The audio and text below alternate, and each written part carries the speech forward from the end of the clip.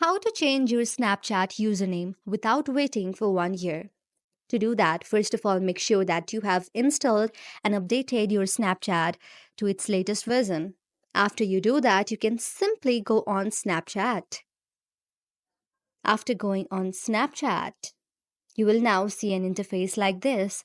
On the top left side, you will see your profile, and when you tap on it, you will again go through an interface like this.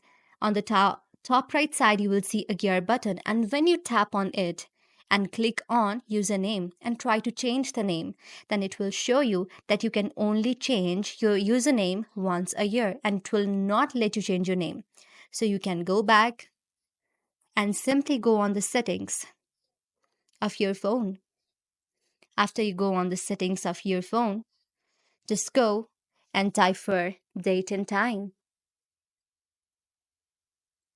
After you go and type for date and time, what you can do is you can off the option of automatically set date and time, and you can set the time to 1 year later.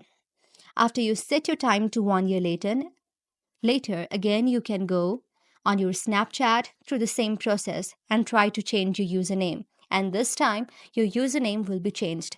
Do try this. If you liked our video, please do subscribe our channel.